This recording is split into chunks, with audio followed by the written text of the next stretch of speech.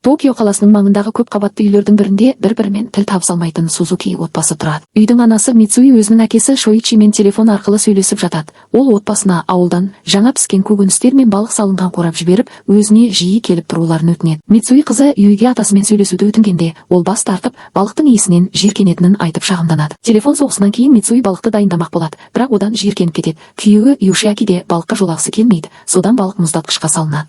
Көкөністердің арасынан жәндік көріп бәрі шошиды, бірақ оның жай ғана жасанды кірпік екенін байқамайды. Юшиаки ештеңеге мән бермей, тек тамақ сұрай береді, ал Юидің көзі тек телефонында болады. Ақыры жәндікті лақтыру анасы Мицуидің міндетіне айналады. Көп ұзамай ұлы Кенджи келеді, бірақ ол ешкіммен амандаспайды, құлаққабын ешқашан шешпейді. Мицуи одан кешкі ас ішетінін сұрағанда, ол тек өзі сатып алған фастфудты көрсетіп, ешқандай сөз айтпастан бөлмесіне кіріп кетеді. Бөлмелерінде ағасы мен қарындасы тек экрандарына телміріп уақыт өткізеді. Мицуи смартфондардың шоттарына алаңдап, Юшиакиге балалармен сөйлесуді өтінеді, бірақ күйеуі тек теледидарға қарап отыра береді. Келесі таңда Юшиаки жұмысқа кешігіп оянады, өйткені оның оятқыш сағаты соқпай қалған. Ол сағатты тексеріп, тілдерінің 3-те тоқтап тұрғанын көреді. Мицуи балықты қоқысқа тастап жатып, қалада жарықтың өшіп қалғанын барлайды. Көп ұзамай Юи де оянып, телефонының қуаты таусылып қалғанына ашуланады. Мицуи таңғы ас дайындағысы келеді, бірақ күріш пісіргіш пен электр плитасы істемейді. Ол тек газ жанарғысын қоса алады, бірақ отбасы күтуден бастап тамақ ішпей үйден шығып кетеді. Өкінішке орай, лифт те істемейді, сондықтан барлық тұрғындар бірнеше қабаттан баспалдақпен түсуге мәжбүр болады. Станцияда пойыздар да тоқтап қалған, және олардың қашан іске қосылатынын ешкім білмейді. Сондықтан Юшиаки кеңсеге жаяу баруға мәжбүр болады. Сонымен қатар Кенджи сабаққа велосипедпен бара жатып, телефонның қуаты тез таусылып қалғанына таң қалады. Көшеде қозғалып жатқан жалғыз нәрсе велосипедтер, өйткені көліктер де істемей қалған. Такси жүргізушісі қозғалтқышты сумен оталдырмақ болады, бірақ одан ештеңе шықпайды. Мицуи үйінің сыртында көршілермен сөйлесіп, ешкімде жарық жоқ екенін анықтайды. Юшиаки өз компаниясына жеткенде барлық қызметкерлер сыртта тұрады, өйткені есіктердің электрлік құлыптары ашылмай қалады. Олар бәрі ішке кіре алу үшін әйнекті сындыруды ұйғарады. Қызметкерлер кеңселеріне баспалдақпен көтерілуге мәжбүр болады, бірақ жарық пен компьютерлер болмағандықтан жұмыс істей алмайтындарын түсінеді. Мектепте Юи барлық сыныптастарының кешігіп жатқанын және ешкімнің телефоны істемейтінін көреді. Кейбір мұғалімдер жұмысқа келе алмай, көптеген сыныптар оқу залына жіберіледі. Колледжде Кенджи де осындай жағдайды бастан кешеді.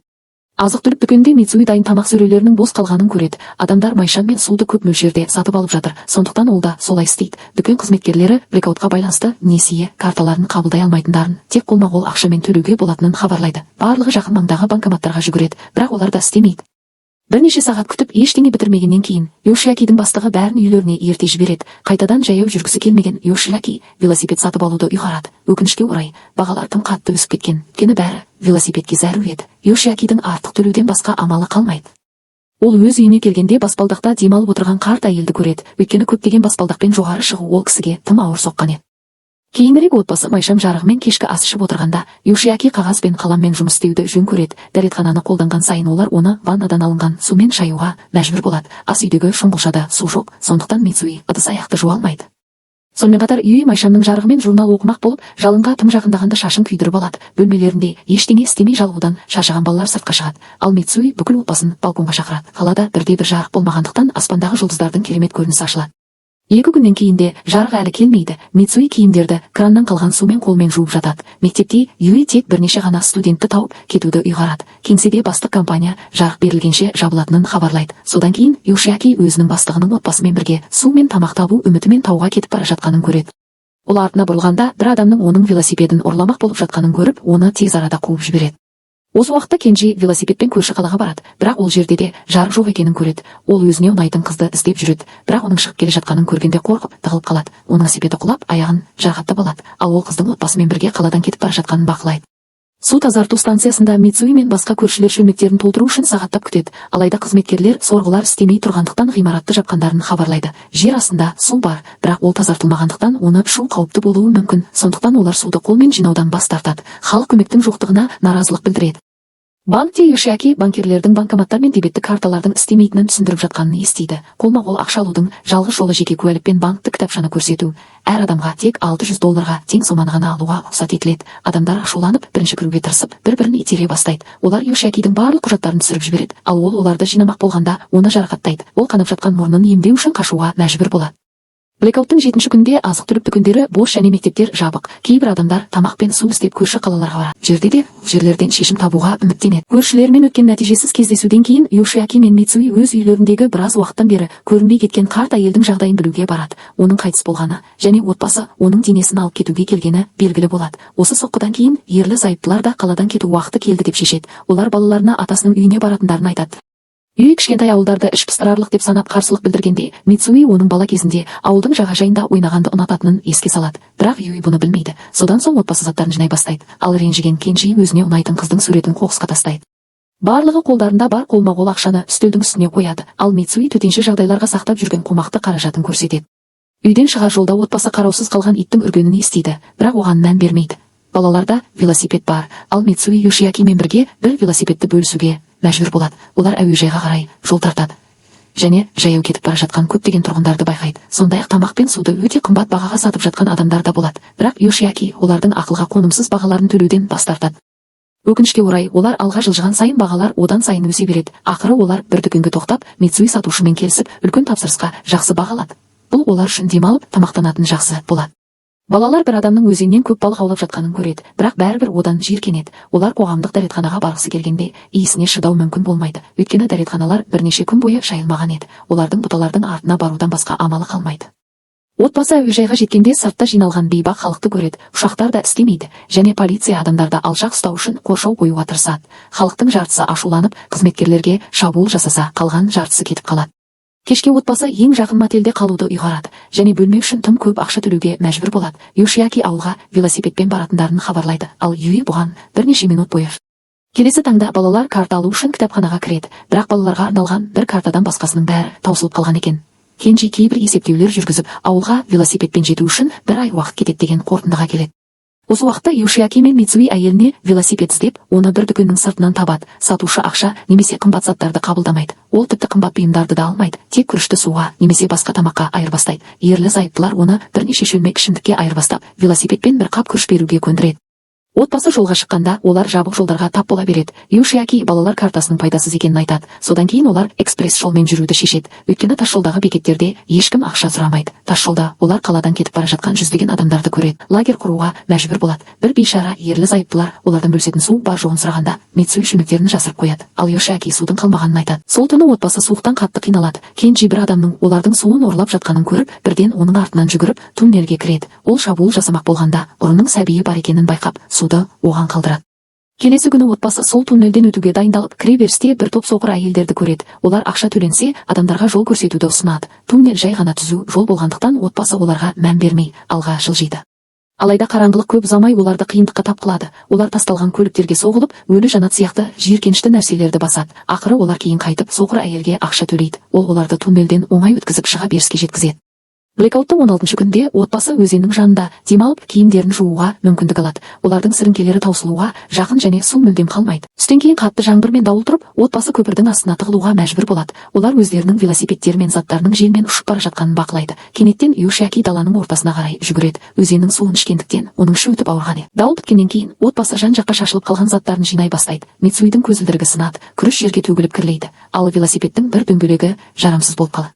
Йошиаки әлі де өзін нашар сезінеді, сондықтан отбасы ең жақын қалаға асығады. Ата-анасы демалып жатқанда супермаркеттегі ракета, аккумулятор сұйықтығы, ол тазартылған су болғандықтан ішуге жарамды еді. Лагерге оралғанда Юи мысық тамағын жеп көріп, жиіркеніп түкіріп тастайды. Кенджидің велосипед дөңгелегін жөндеу үшін өзінің силиконды телефон қабын қолданудан басқа амалы қалмайды. Күндер өте келе отбасы жаңбырға және мысық тамағын жеуге үйрене бастайды.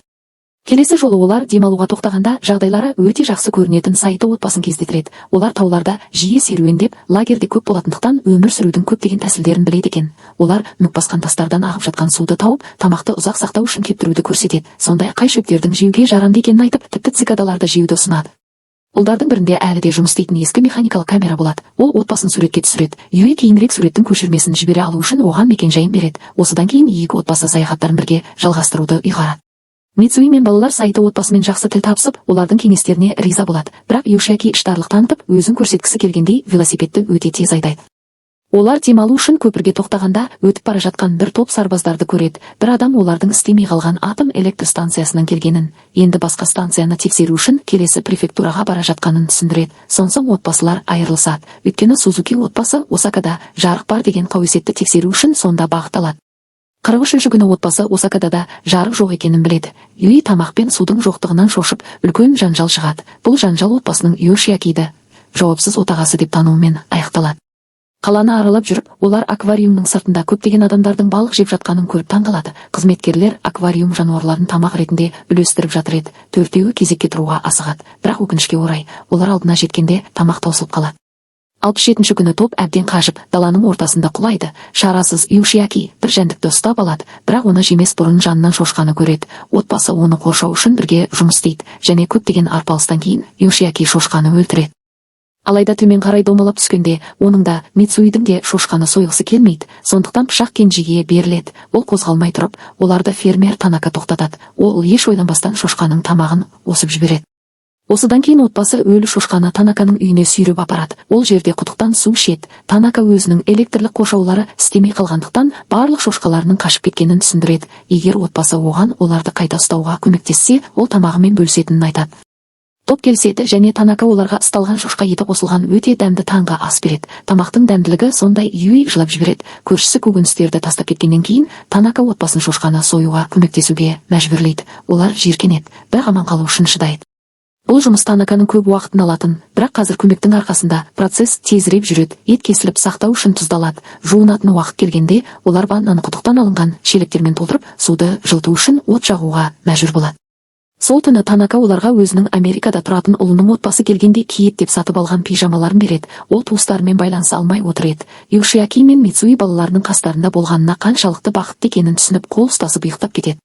Келесі бірнеше күнде отбасы барлық уақытын үй шаруасымен өткізіп, ферма өмірі туралы көп нәрсені үйренеді. Олар барлық шошқаларды қуып, оларды фермаға қайтарудан үлкен ләззат алады. Юи кір жууға, жауапты Мицуиден тігін тігуді үйренеді. Йошиаки отын жарады, ал Кенджидің велосипедін жөндеу үшін жақсырақ құралдары болады.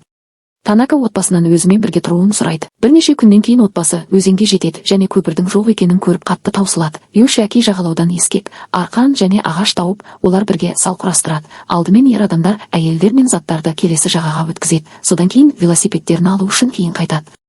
Кенеттен жаңбыр жауа бастайды, сондықтан оларға асығу керек еді. Йошиаки мен Кенджи барынша тез қозғалады, бірақ өкінішке орай сал велосипедтердің салмағынан сынып кетеді. Кенджи бас тартып, басқалармен қауышу үшін тез жүзіп шығады. Бірақ қырсық Йошиаки ағашқа жабысып қала береді. Ақыры велосипедтер оны су астына итеріп жібереді. Оның отбасы ағыстың оны алып кеткенін көріп зәрелері ұшады. Жаңбыр тоқтағаннан кейін Кенджи әкесін іздеуге барады, бірақ ақыры 94-ші күні топ пойыз рельстермен келе жатады. Мицуи тым депрессияда болғандықтан жүре алмайды. Сондықтан Кенджи оны қозғалту үшін сүйреуге мәжбүр болады. Олар сөмкелерінен жеуге шошқа етін алғанда, бір ит жақындап тамақ сұрап қыңсылайды. Юи бейшара жануарды тамақтандырғысы келеді, бірақ Кенджи оны ұрсады. Ит бәрібір Юидің қолынан етті жұлып алып қашып кетеді. Көп ұзамай одан да көп иттер пайда болады. Ал доберман Мицуидің сөмкесін аузымен тістеп жұлып алады. Мицуи оны қайтарып алуға тырысады, бірақ арпалыс кезінде ол құлап төмен қарай домалайды. Балалар оған көмектесуге асығады және оның тобығы сынғанын анықтайды. Иттер оның сөмкесіндегінің бәрін жеп қойғаннан кейін олар анасына жүруге көмектеседі. Мицуидің жағдайына байланысты олар өте баяу жүреді. Дәл сол сәтте рельсте бұл пойыз пайда болады. Содан иттер қашып кетеді. Пойыз отбасының дәл алдына тоқтайды. Олар бірден сапардың қалған бөлігі үшін ішке кіреді. Іште бөлісетін көптеген су шөлмектері және Токиодан ауылға көшіп бара жатқан көптеген адамдар болады. Дәрігер Мицуидің тобығын таңып, олардың әкесі туралы сұрайды. Бұл балалардың Осы уақытта өзен жағасында Йошиаки оянып, жаяу жүре бастайды. Алайда ол тым әлсіз болып, тракторға сүйеніп құлайды. Кенеттен ол пойыздың өтіп бара жатқанын көреді, бірақ айқайлауға әлі жетпейді. Бақытымызға орай, оның қалтасында әлі де сигналдық ракета болады және оны уақытында тұтатып үлгереді. Мицуи оны көріп, балалар әкелерімен қауышу үшін жүгіре алу үшін пойызды дереу тоқтатады. Кейінірек пойызда Мицуи Йошиакиге оның жасанды шашын береді, бірақ ол оны лақтырып жібереді. Пойыз туннелден өткенде қозғалтқыштың түтіні терезелер арқылы вагондарға кіріп, бәрін жөтелтеді. Сондай-ақ бұл олардың беттерін қап-қара қылып бәрін күлдіреді. 108-ші күні отбасы ақыры ауылға жетіп, Шоичимен кездеседі. Ол өзіне ақыры қонақ келгеніне сене алмайды. 2 жыл және 126 күннен кейін Сузуки отбасы жаңа ферма өмірінде бақытты. Олар балық аулайды, тігін тігеді және өздері отырғызған көкөністерді пайдаланады. 2 ел соңынан еріп қоймада шырылдап жатқан оятқыш сағатты табады. Кенеттен ауылдың зорайтқыштарынан музыка ойнала бастайды. Бірнеше күннен кейін барлық алғашқы Токио тұрғындары қалаға оралады. Теледидарда сарапшылар блекауттың себебі туралы көптеген теорияларды айтады. Күн жалыны, жерге тым жақын келген комета немесе тіпті кибертерроризм. Сузуки отбасы енді бір-бірімен көбірек уақыт өткізеді және үй шаруасынан қорықпайды. Олар үйге ескі үлгідегі стационарлық телефон орнатады, ал Йошиаки жұмысқа бару үшін велосипедті қолдануды жалғастырады. Пошташы оларға хат әкелгенде, олар сайты отбасының ұлы жолда түсірген суретті тауып қатты қуанады. Бұдан былай осындай қызықты видеоларды жіберіп алмау үшін арнамызға жазылып, қоңыраушаны басып қойыңыз. Көріп тамашалағандарыңызға рахмет.